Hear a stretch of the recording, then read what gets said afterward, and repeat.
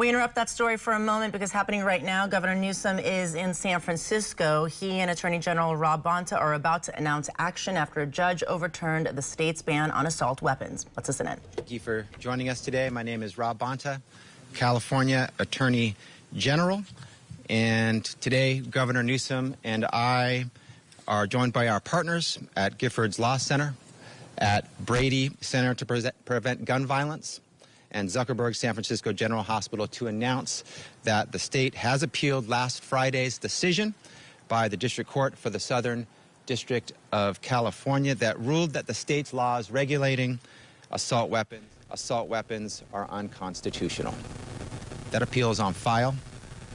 I think we can agree that the decision was disappointing, and the reasoning, such as equating assault weapons to Swiss Army knives and false claims that COVID-19 killed more people than mass shootings, was shocking.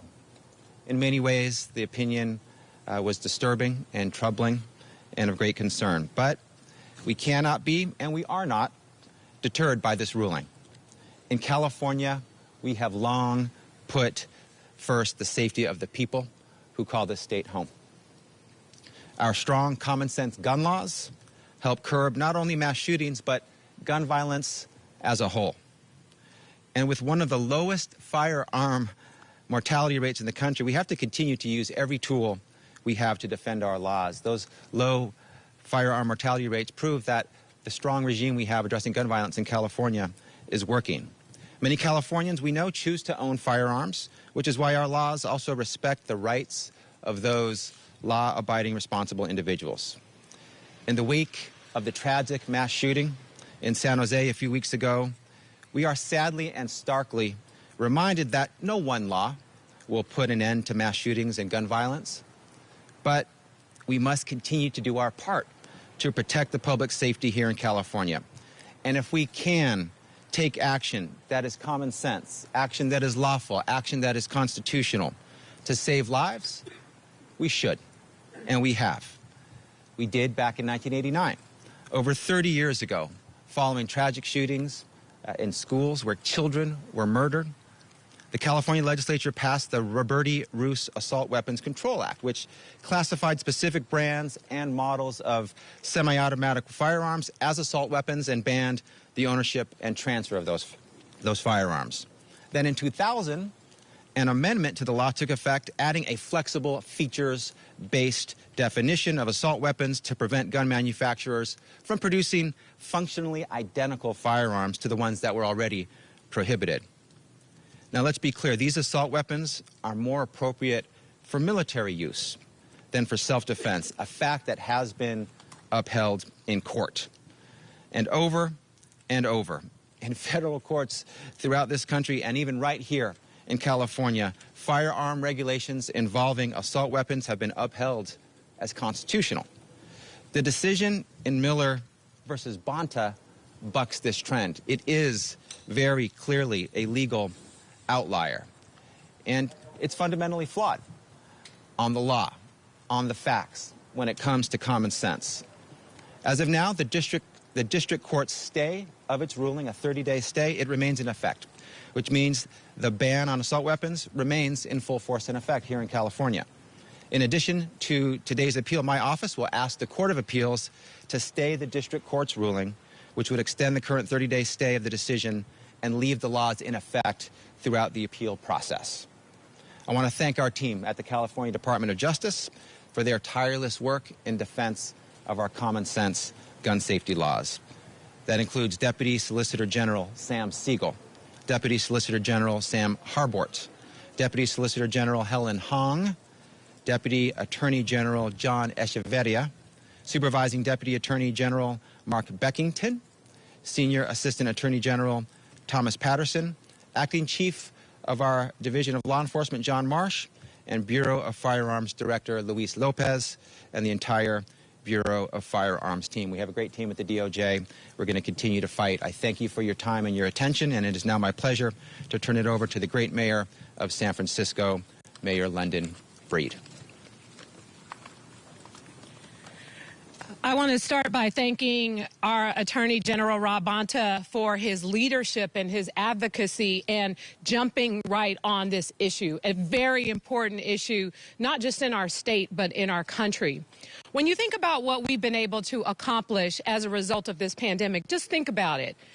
I shut down this city. Our governor shut down this state.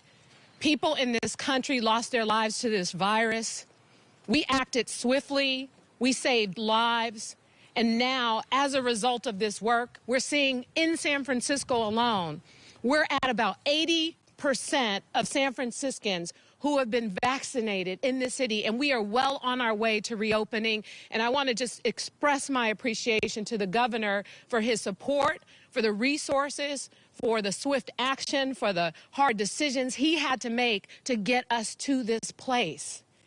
And when you think about what we did, how significant that was to deal with this virus, which killed hundreds of thousands of people in this country, the same holds true for guns, period.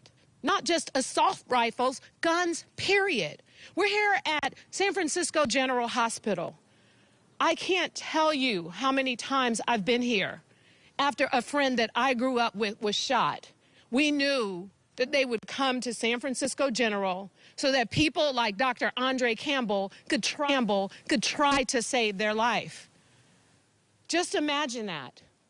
The school shootings, the places of business like what happened in San Jose just recently and 101 California years ago when I was a kid. Constantly seeing these large shooting situations occur and not feeling as judges and policymakers the desire to make serious change. What happened to those kids in Columbine? What happened to so many people who have tragically lost their lives? So the fact that we have had a law on the books in this state for over 30 years, and a judge decides that our law is no longer constitutional, that law has saved countless numbers of lives, just like what we did here in the pandemic and shutting our city down has saved countless number of lives. Just imagine if we didn't shut down, how many more people would be dead. So by allowing this judge ruling to occur and walking away and turning a blind eye, it's not an option. Lives are at stake here. We don't want to see another person, another child lost to gun violence in this city, in this state, in this country. We're also here with Maddie Scott. I grew up with her son, and when we were kids, she'll tell you about what happened to her son. Her son should be here right now. He should be here. Those lost lives, they should be here. Just imagine the hurt and the pain of the mothers who have to show up at this hospital only to be told by Dr. Campbell that their child did not make it. Just imagine if that were you. That's what this is about. Doing the right thing, and that's what we're here today to do, the right thing. And at this time, I want to introduce Dr. Campbell, who I've gotten to know over the years, sadly, because of tragedy. He is just amazing. For years, he has been on the front line when someone is shot in this city and they come to San Francisco General. He and the folks here are the team that is trying to save those lives. And I will tell you that Dr. Campbell wished that he didn't have to do this work, but it's necessary. And so here to talk a little bit about the effects and the impacts of gun violence on the families and the people who show up at this hospital to be saved because of what we know occurs is the Dr. Andre Campbell.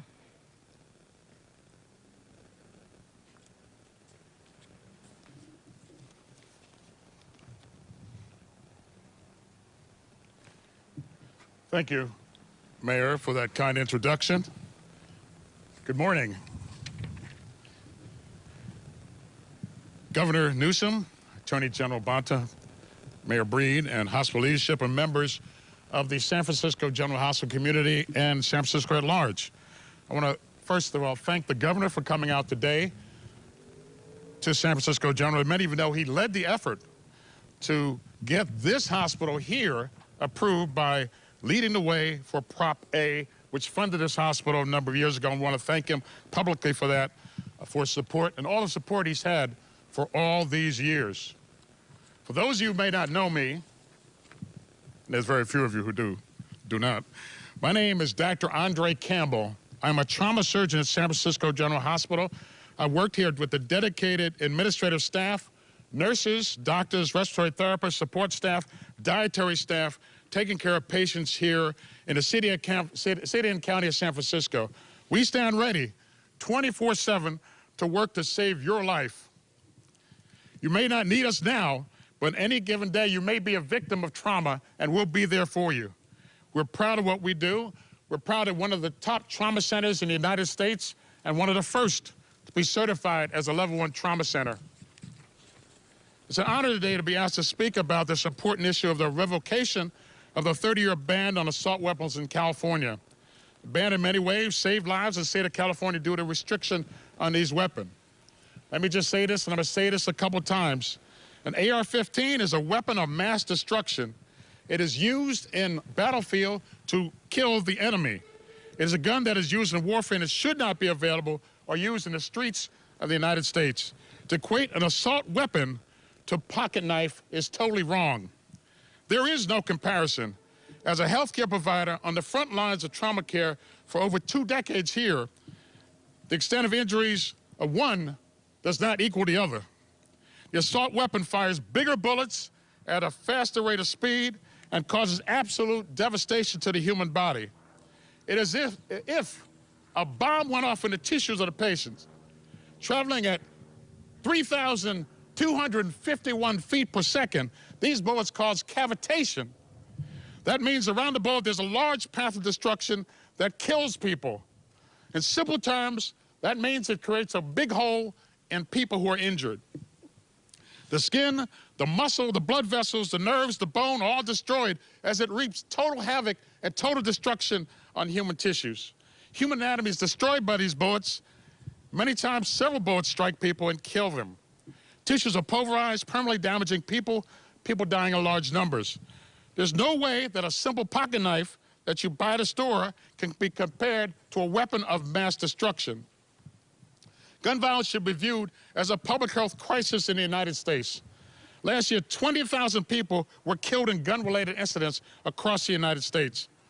Mass shootings receive the most publicity, but major cities like New York, Chicago, Baltimore, Los Angeles, and San Francisco, we have victims who come to this hospital every day. Imagine if the equivalent of 40 wide-body planes crashed each year, killing that many people. We would ground all the planes in the United States and try to figure out what's going on. We do not have this urgency when it comes to gun violence in the United States. We all remember the names of the incidents. You heard some already. The ban in California started after a mass shooting here in Stockton, California, in a school where 5 innocent lives were lost and many were shot. We've had mass shootings treated here at San Francisco General, including 101 Californians here, the YouTube shooting, and many others. You've heard the names Columbine, Sandy Hook, Las Vegas, Miami, last week in San Jose, where 9 souls lost their life, and many others around the country. Our hearts break after each of these mass shootings for the victims and their families, some of them here today with us. One recent paper cited in a national publication there was a 70% decrease in mass shootings after the national assault weapon ban over a period of 10 years that it was in place. I do not know how many lives were saved in California from this 30-year ban, but suffice it to say that more people will die because of this ruling. A mass shooting is defined as an event that results in 4 or more people being shot, and even in the biggest pandemic of 100 years, which the shootings persist. The preferred weapon of the mass shooter is the AR-15 with an extended magazine, and it results in many deaths in a short period of time. But the recent mass shootings have used the same kind of assault weapon.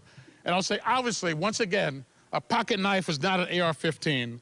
Last year, there were over 600 mass shootings in the United States. So far this year, we've had 260. 239 deaths, over 1,000 injuries during the COVID pandemic. This year, there's been 1,600 children who have been shot, 650 have been killed, and many others seriously injured. We've gotten better at caring the victims after they are shot off the last 2 decades. We can save a life, but we can't save them all. Each time when I have to go into a quiet room and tell a victim's family that their loved one is dead, it is heartbreaking. No matter what I say, I know the words will change their lives forever. Mothers, fathers, brothers all cry out in pain as I tell them this information. When we lose patients as a doctor, I lose a bit of myself. But we must change the way this problem is viewed nationally.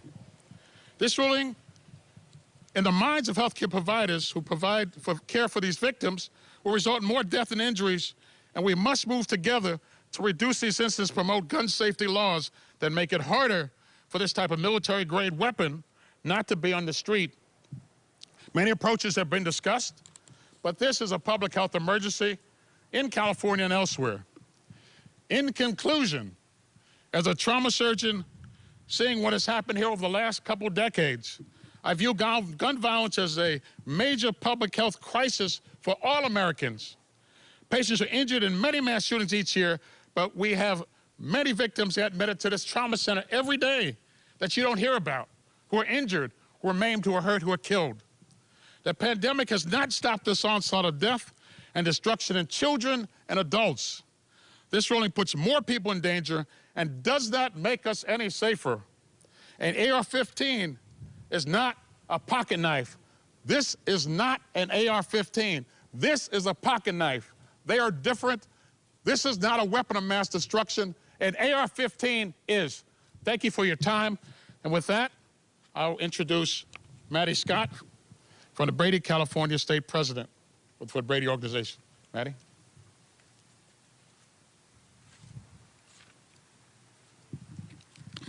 Thank you, Dr. Campbell.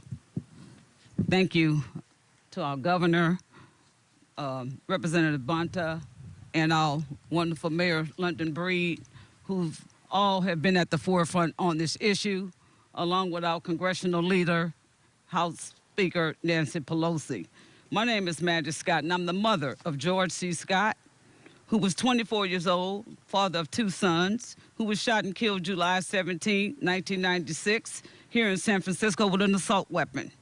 As a lifelong Californian, a mother, a grandmother, and now great-grandmother, as an activist for gun violence for over 25 years, I stand here today as a proud president of Brady, California, for racial justice and peace in our city and our country, as the founder of Healing for Our Families and Our Nation, and the proud chapter leader for San Francisco Mothers in Charge, an organization of mothers around this country addressing this issue.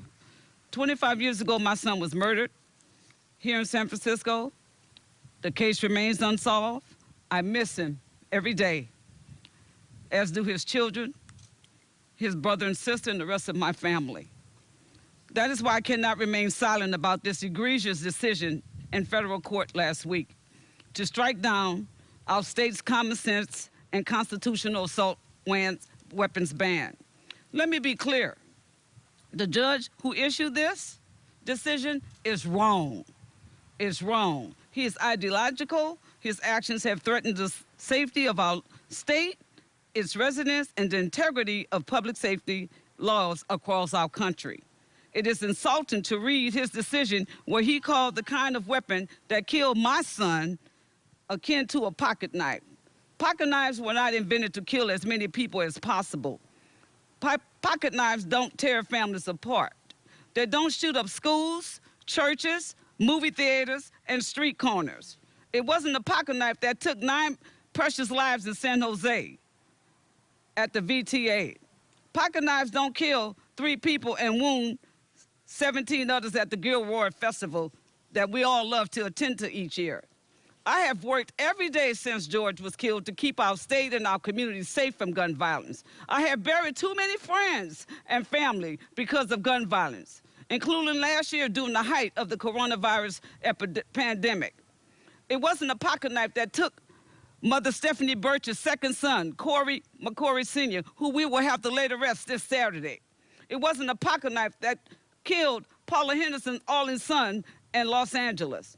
It wasn't a pocket knife that killed Sheila Burton's son, Rashad LaRon Williams, 21, and Christian Dante Foster, my nephew, 22, both shot in the back with an automatic assault weapon in Clear Lake. And it wasn't a pocket knife that put 37 bullets in Aubrey Abacasa's on August 14, 2006, Paulette Brown's only son. Elizabeth Torres' two sons, Alvaro Garcia Pena Torres, August 30th, 2009, and her other son, Francisco Garcia Pena Torres, killed April 16, 2004.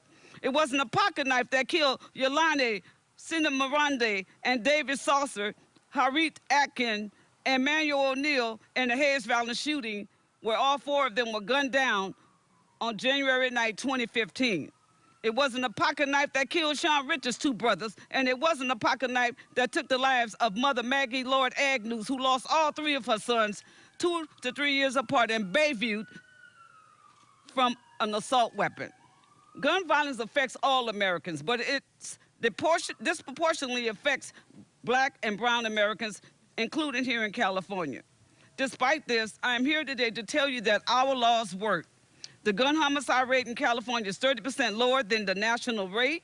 The rate for all firearm deaths is 37% lower in California than the national rate. That is because of common sense laws like our ban on assault-style weapons, and because of strong, courageous leaders like Governor Newsom here, who have championed these policies and defended them. We have strong support from our fierce congressional leader, House Speaker Nancy Pelosi, on common sense gun laws to ban assault-style weapons in California and in our nation. And we have major support from our mayor, London Breed, and our police chief, William Scott. This is because of courageous leaders that we have here to help us champion these policies and to defend them.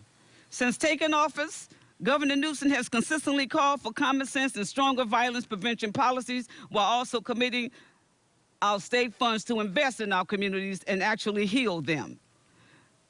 That's leadership enforced at a stark contrast to the blind dogma that leads someone to compare a weapon that has killed thousands to a pocket knife.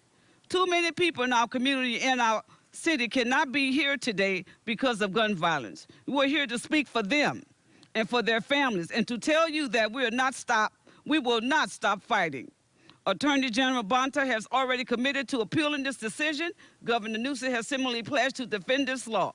We who work in this movement are with them. We're not going to give up. We will not be undeterred. And as Attorney General Bonta said, this decision was fundamentally flawed. This is about all of us or none of us. We would not let it stand because Black lives matter, our children's lives matter, and all of our lives matter. Thank you very much.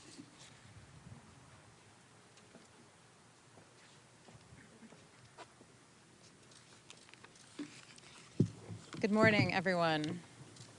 My name is Robin Thomas. I'm the Executive Director of the Giffords Law Center to Prevent Gun Violence. Our predecessor organization was founded in 1993 after the assault weapon massacre at 101 California Street in San Francisco. This decision today would not only strike down the law in California, which prevents civilians from having access to military-style weapons, it also would allow Californians to have access to the type of weapon used in the 101 California Street shooting, an assault pistol. So this decision actually is a really broad one.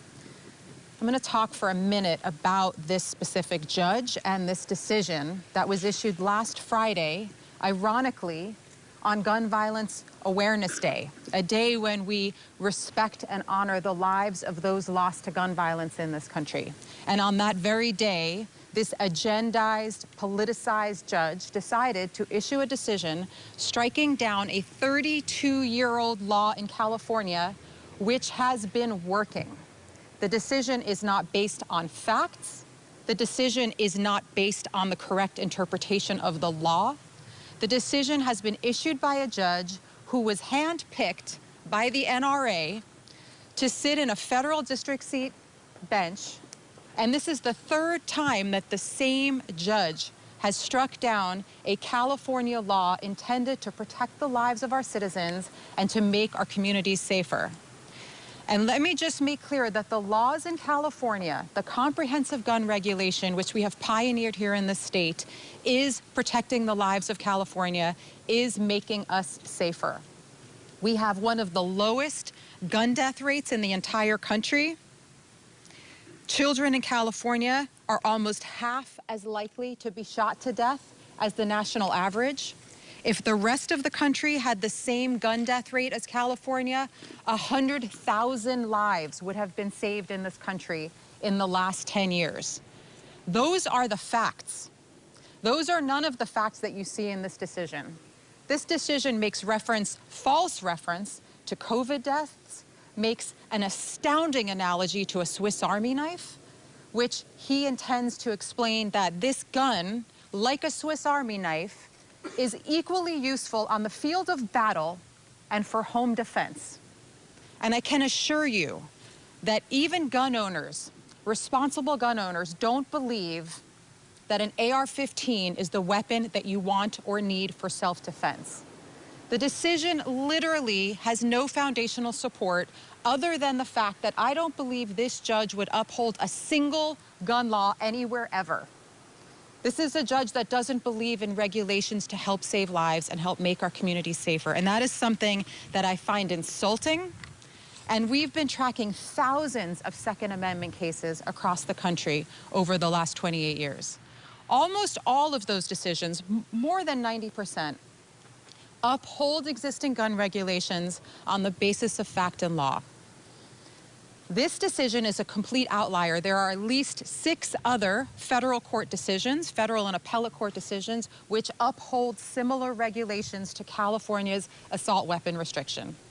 This is the first one that goes in the other direction, and one that is absolutely inappropriate under the interpretation of the Second Amendment that courts across the country are utilizing. Here in California, we have always had courageous leaders. It's why we approach the problem of gun violence as one that has solutions that work. Few people are more committed to that than our governor, Governor Newsom, who's here with us today, our mayor, Mayor London Breed. These individuals take a look at the problem of gun violence in our communities, and they ask the question of what can we do to make our communities safer. And we take those steps in California to pass regulations in accordance with the Second Amendment to make our communities safer. And this judge seeks to strike down those laws and put our families and our communities at risk.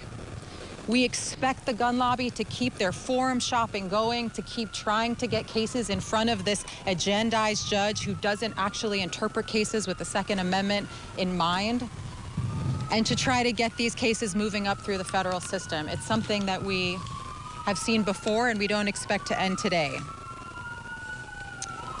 I just want to end on a positive note here, which is that I'm going to wait for the sirens to pass. On a positive note here today, which is that we do have courageous leaders. We are passing laws that make our communities safer. There's a $200 million allocation in our budget that the governor put in, which would be designed to go into communities most at risk to intervene and prevent violence before it happens. It saves so many lives in our communities when we invest in prevention, when we invest in the humanity of people living in our communities who need alternative pathways to peace. So we are constantly taking steps to fill loopholes in the law, to invest in community safety, and to ensure that the future of California, the future of our children, is one where they don't have to fear being shot in school, where they don't have to fear being shot in the street, because we don't give up, because we believe in what's right, and we're not going to allow agendized judges or the NRA's politics of selling more guns to get in the way of that safety. I thank all of you here today who are covering this issue and who understand the importance of this decision and the fact that now on the appeal, we expect the Ninth Circuit to do the right thing and reverse this decision. And I thank Mayor Breed, Governor Newsom, and AG Bonta for their commitment and dedication to this cause. Thank you so much. I'll now introduce our courageous governor, Governor Newsom. Thank you, Rob. I couldn't help when Robin paused just to hear those sirens, how many more sirens we're going to be hearing because of Judge Bonita's decision. I want to just thank the Attorney General for his steadfastness, his leadership, his willingness to take this on immediately, not hesitating, not wavering, and moving courageously forward with this appeal. I want to thank the mayor, London Breed, for exceptional leadership, going back decades on the issue of gun violence and gun safety, gun prevention, and criminal justice reform more broadly.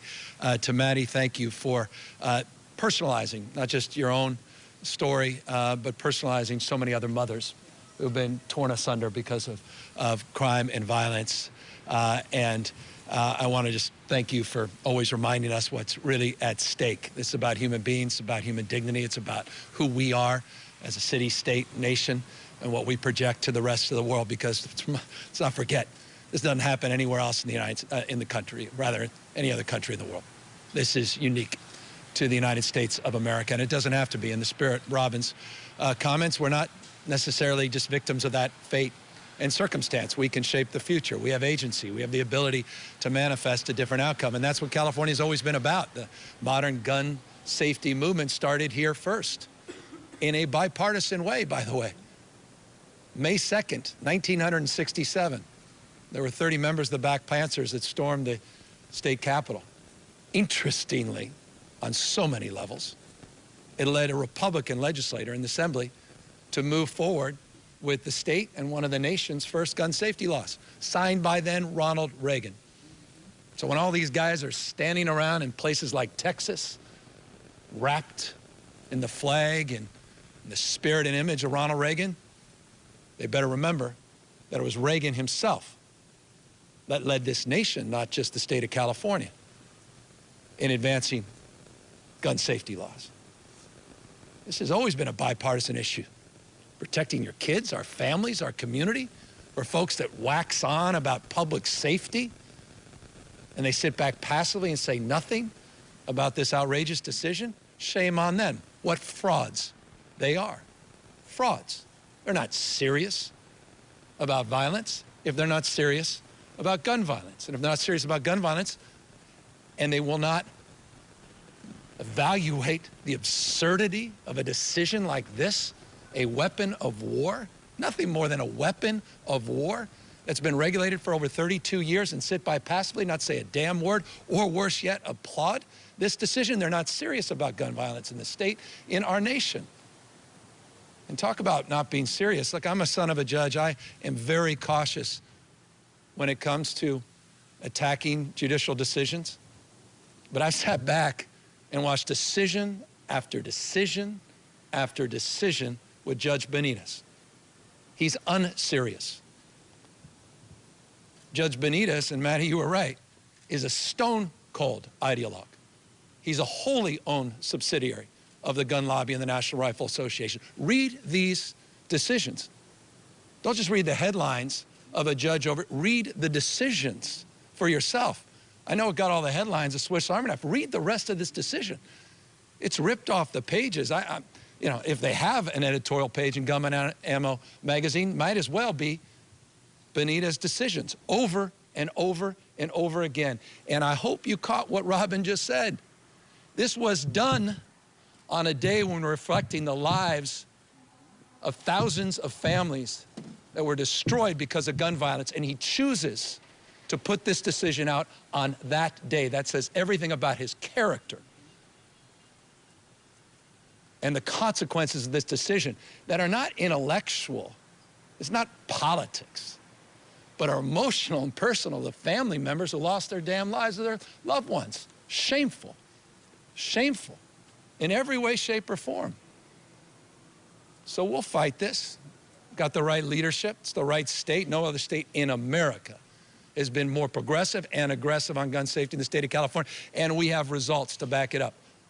Gun safety saves lives, period, full stop. The data bears that out. California's laws have led the nation. We continue to lead the nation across the spectrum, not just in 1989 after the senseless shooting of 5 young children that were killed, and as Dr. Campbell said, dozens of others injured.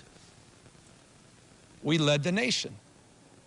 Then Senator Feinstein took that model from the 1989 assault weapons ban and made it a national model. And you heard Dr. Campbell make the point. You saw gun violence decrease significantly as a consequence of her courageous act and the act of Congress. Yes, when we had common sense, not just gun safety laws, but common sense legislators in Washington, D.C. that did the right thing, had the courage to do the right thing. I don't know, it takes a lot of courage to try to save people's lives, but in this day and age, it seems like it takes some damn courage. But you don't see that in Washington, D.C. today, and so the state has to continue to lead and fight, and we'll fight. We'll continue to lead. You know, none of this is easy. Days like last week, there's setbacks, but there's opportunity anew, and we'll continue to advance them. I've been proud. In the last couple of years, we've signed dozens of gun safety laws. Then, as some remember, Bonta leading the charge on a lot of those. Ghost guns and bullet buttons, issues related to some of the challenges we're having as it relates to gun restraining orders. The need to promote those and work we're doing with gun violence prevention, the $200+ million in this CalVIT program that can help highlight some of those laws that are on the books that we need to promote. We got a lot of work to do, but you need to call folks out, and we need to call this federal judge out. He will continue to do damage, mark my word. They are judge shopping. This is a serious moment in American history, not just California history. This is a very focused agenda to work through this judge where the decision's already made before it's even presented, who writes press releases on behalf of the gun lobby and does so knowing that the price that we're paying in the short term pales in comparison to the prospect, the price we may pay in the long term if it ends up at the U.S. Supreme Court with this stacked court that went through a vetting process based upon predisposition to know exactly where they're going to land on their quote-unquote expansive view of not only the right to bear arms, but a well-regulated militia. Serious moment, a lot on the line. And I just want to close by thanking those on the front line like Dr. Campbell, again, for his courage every single day to be on the receiving end of this senselessness, but his need and desire to be here publicly to call it out and to describe what this really is. Is it Aurora? Is it Boulder? Is it Sandy Hook? Is it Parkland? Is it Sutherland Springs? Is it San Bernardino? Is it Poway? You got another 10 minutes? I could continue down that damn list. I said it the other day, what the hell is wrong with us? We're better than this, and this state will continue to fight and continue to lead, and we're going to do our best to protect those, you know, like Maddie and her family and thousands of others that are relying and counting on Attorney General Bonta, Mayor Breed, Robin, her team at Gabby Giffords, incredible work that Brady does every single day, and the courage that you see every single year in the state of California with remarkable legislative leaders. So I'm honored to be here. I'm saddened to be here, but I'm deeply humbled and grateful by the remarkable people that spoke before me and their extraordinary leadership. And we look forward to answering any questions on this, but more importantly, we look forward to being successful in this appeal at the Ninth Circuit. With that, Rob, it's all yours. Any questions? Attorney General, Governor Newsom wants to answer this. Governor, you kind of referenced this. Regardless of what happens on appeal at the Ninth Circuit, it's pretty clear this is destined for the U.S. Supreme Court. How concerned are you about an adverse decision that would not just result in California's law being struck down, but given the conservative tilt of the court, create a broader precedent limiting gun laws in California? Maybe I'll make a few comments and then the governor can make some as well. We're focused on the next step. The next step is filing our appeal, which we did, filing our motion to stay, which we're filing today, and putting our best foot forward and making our best case to reverse the lower court decision, which we find problematic and disturbing and out of touch with the overwhelming weight of federal law throughout this nation and even in this state. So that's what we're focused on. I don't want to speculate about what might happen next, whether this case ever gets to the Supreme Court. It may never. And we're also aware of the U.S. versus Heller decision, which has said very clearly that there are some guns that cannot be sold, manufactured, possessed. Machine guns, short-barreled shotguns. We think that assault weapons, as defined by California's law, fall in that category. So we're going to make our best case at the next level, seek the reversal of which we think is appropriate, and take it one step at a time. Robin, you want to... We were just listening in on a press conference with State Attorney General Rob Bonta, Governor Newsom. They spoke alongside San Francisco Mayor London Breed, an ER doctor, and a number of other people. They were talking about how the state has appealed last Friday's ruling. A federal judge overturned the assault weapon ban that's been in effect for about 30+ years here in the state. They filed the appeal with the Ninth Circuit Appellate Court. The appeal is on file. Attorney General Rob Bonta says the judge's decision was disappointing. I guess the judge had said that COVID-19 killed more people than mass shootings, and that judge is comparing assault rifles to Swiss Army knives. Attorney General Bonta says that the state is not deterred by this ruling, saying that we have to use every tool to defend our lives. He says, he went on to say that assault weapons are appropriate for military use and not self-defense. Here in the state, laws against assault weapons have been previously upheld. So this particular ruling by this federal judge is a legal outlier.